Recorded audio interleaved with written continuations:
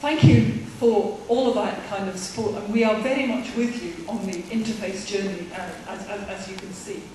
What I would like to ask you, though, is in that whole presentation, in that whole speech that you've just given to this joint conference, volunteers and volunteering didn't appear once.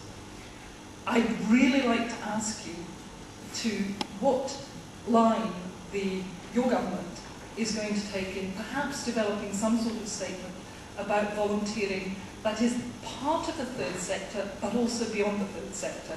And for me, that's about making sure that the participation of individual citizens, this is about civic action, this is about participation, this is about engagement.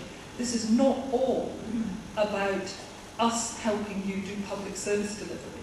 This is actually about engaging citizens to do it for themselves. And in this recession, that bit is more critical than ever. Every volunteer centre in this room has had a massive increase in volunteers coming through the door, of people wanting to do things to make a difference outside of the big organisational structures, but actually just wanting to get involved at a grassroots level. And I ideally love third sector policy to join up those different strands across the sort of community empowerment, community engagement, and the public service delivery, because I think they're slightly different.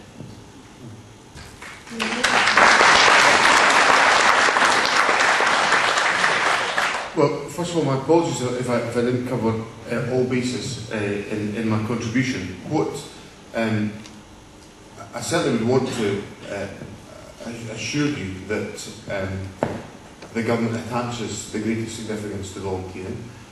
Quite clearly, within what we're trying to achieve on the interface is about ensuring that all of that is captured into the way in which we draw together all aspects of the third sector. So my message is essentially grouping together all manner of different activities within the third sector. Now, in volunteering, Parliament's actually debating this very question tomorrow morning, and we'll have an opportunity to express some of the approaches that we can take. But I think the crucial point that the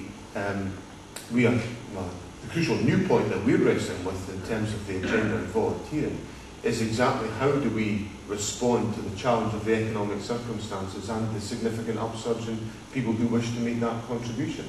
And part of my vision for the role of volunteering within the third sector as a whole is to recognise that there will be many ways in which people will wish to make their contribution to the common good.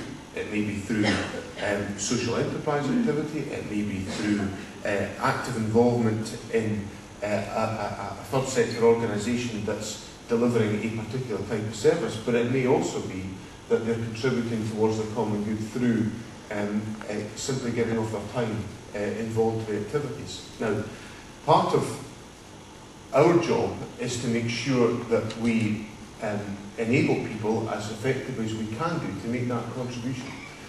Some challenges will be encountered.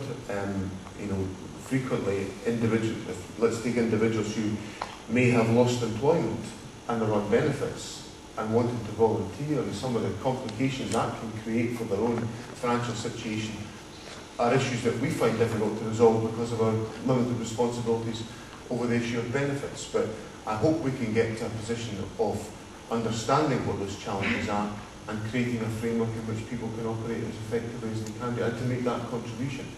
Now, some of my generic messages about the third sector will have, essentially be a shorthand for all of that range of activity that individuals can contribute towards essentially making our society a society that reflects much more effectively the range of interests and perspectives that people will have and the stages in their life where they can make that contribution to the common good within society.